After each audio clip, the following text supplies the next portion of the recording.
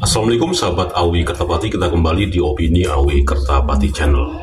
Ini buku yang luar biasa untuk kalangan akademisi, untuk kalangan pengamat dan siapa saja yang pengen tahu mengenai polemik nasab. Ulama Nusantara bukan nasab palsu. Kiai Haji Imaduddin Utsman Al-Bantani. Jawaban Kiai Imaduddin Utsman Al-Bantani terhadap buku Hanif Alatos dan kawan-kawan yang kemarin diluncurkan, supaya siapa saja yang pengen mengetahui tentang seluk-beluk nasab, metodologi nasab dan lain-lain, buku ini sangat komprehensif, sangat luar biasa. Jumlah halamannya itu lebih dari 693 halaman. Ini luar biasa ini, dan harganya murah, bisa didapat di Shopee. Anda semua akan tahu seluk-beluk nasab dan apakah diskursus tentang nasab itu sebenarnya bagaimana. Ini bisa dibaca di sini. Siapa aja harus punya ini supaya selamat di dunia wal akhirah. Memang sangat menyedihkan, sangat memprihatinkan. Lagi-lagi pejuang Wali Songo ditolak kehadirannya di Provinsi Kalimantan Barat.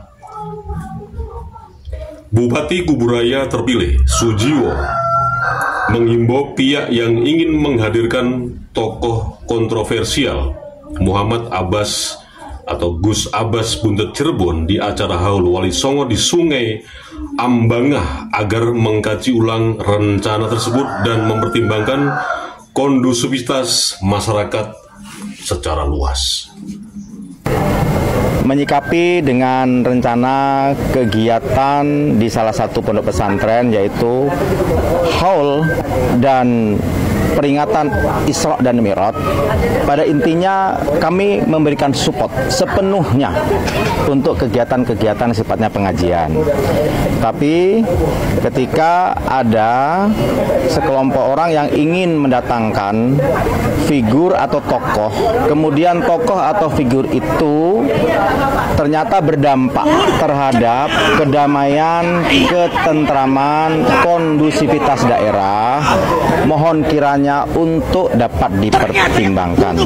Siapapun boleh hadir datang di Kalbar, di Kuburaya khususnya. Tetapi tentunya harapan kita yang hadir adalah tokoh-tokoh masyarakat yang betul-betul menjadi perekat, pemersatu antar umat beragama, antar suku bangsa. Memang tidak secara terang-terangan dan tegas menyatakan bahwa Gus Abbas Buntet Cirebon ditolak di wilayah tersebut, atau di wilayah tepatnya di Sungai Ambangah, Kabupaten Kuburaya, Provinsi Kalimantan Barat. Dan pernyataan ini memang muncul dari mulutnya bupatinya sendiri, Bupati Kuburaya yang terpilih, Sujiwo. Lagi-lagi kalah lagi, ditolak lagi, diplogodo lagi. Dan bahkan yang membuat pernyataan ini adalah seorang raja kecil di wilayah Kalimantan Barat, hanya seorang bupati. Ya, inilah faktanya. Fakta yang sesungguhnya, bahwa memang kebanyakan, meskipun tidak semuanya, wilayah-wilayah kabupaten, khususnya di Kalimantan, raja-raja kecilnya itu memang antek-anteknya Klen Balawi atau Parabe. Jelas, ini bukan soal spiritual, bukan soal masalah ibadah yang dia bilang tadi, masalah pengajian tetek bengi, bukan. Ini persoalan massa. Karena memang di wilayah sana diduga itu sudah dibuat candu yang namanya Habib Taek. Klen Balawi itu dicandukan di wilayah tersebut. Akhirnya masyarakat jadi goblok, pekok, bosok, mengiba-iba kepada Klen Balawi. Jancuk.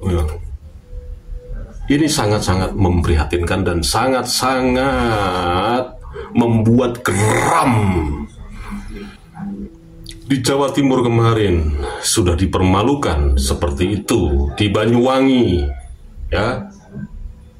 Perjuangan Wali Songo jelas-jelas menolak keras, bahkan sampai akan jihad. Tapi faktanya apa yang terjadi? Maklecis. Ini terjadi lagi di wilayah Kalimantan Barat. Seorang bupati raja gatel ini memang menolak kehadiran Gus Abbas Buntet Cirebon. Ini sebetulnya selain kita bertanya-tanya ada apa, tapi yang jelas di sini adalah kepentingan elektoral seorang kepala daerah yang ternyata masih jadi raja-raja kecil, raja taek, yang saya sebut-sebut di beberapa konten saya yang terkait dengan kepala daerah yang lebih apresiasi ketika para klan Ba'alawi ini membuat acara-acara dengan dalih pengajian, dengan dalih sholawatan. Ini terang-terangan di balik itu semua ini jelas-jelas bukan soal ibadah, soal spiritual, telek benjret dan lain sebagainya. Ini soal elektoral, kebutuhan seorang kepala daerah untuk mungkin berterima kasih kepada para pemilih-pemilihnya yang selama ini sudah mendukung seseorang itu menjadi kepala daerah. Itu yang pertama. Akhirnya balas budinya dengan hal seperti itu.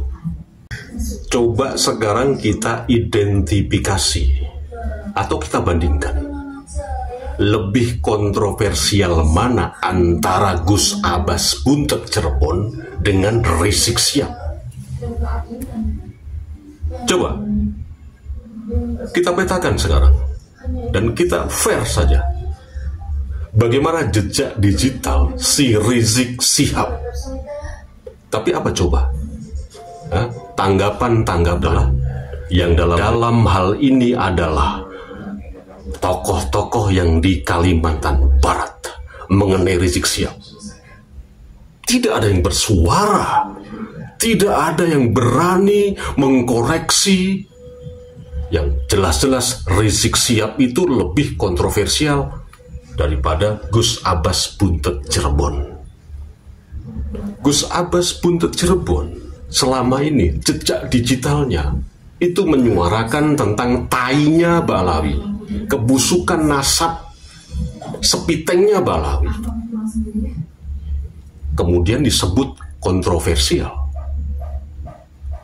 Dasarnya juga jelas, dasarnya dari penelitian-penelitian yang dilakukan oleh para kiai dan para ulama Nusantara seperti Kiai Haji Maduddin Usman Al-Bantani,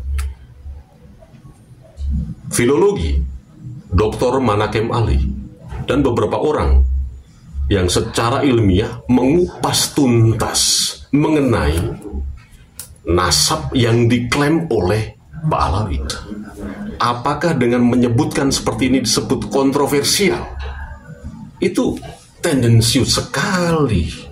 Si Sujiwo, raja kecil yang baru dilantik kemarin sore.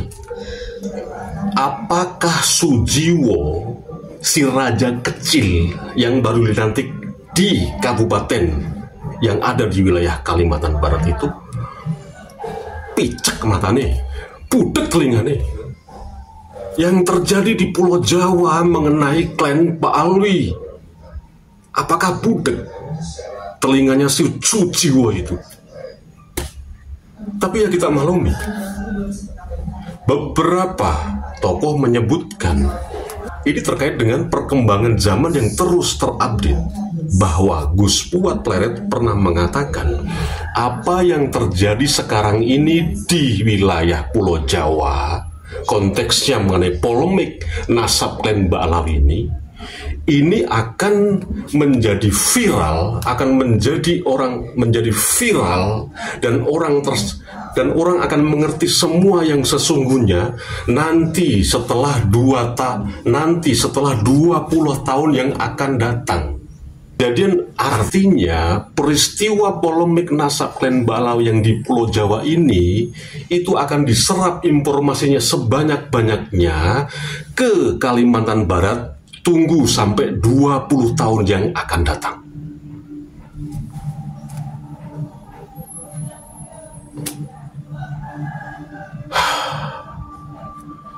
Wassalamualaikum warahmatullahi wabarakatuh.